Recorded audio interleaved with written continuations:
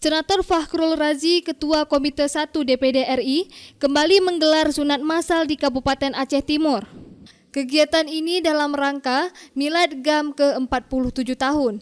Dengan melibatkan mantan kombatan GAM atau KPA di Kabupaten Aceh Timur, sunat massal tahap kedua ini diikuti sebanyak 147 anak dari berbagai daerah.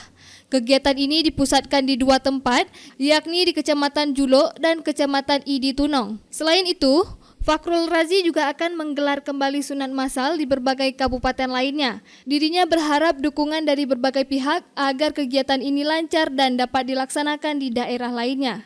Kita baru saja melaksanakan sunatan massal dalam rangka memperingati Milad GAM yang ke-47 dan alhamdulillah hari ini kita mengumpulkan kurang lebih sekitar 147 anak ya di 2 titik.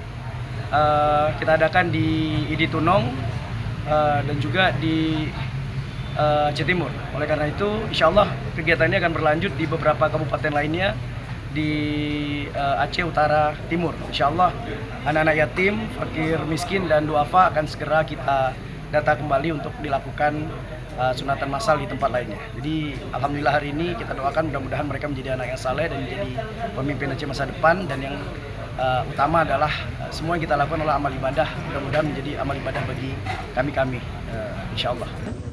Dari Aceh Timur, Romi Syaputra melaporkan untuk Puja TV Aceh.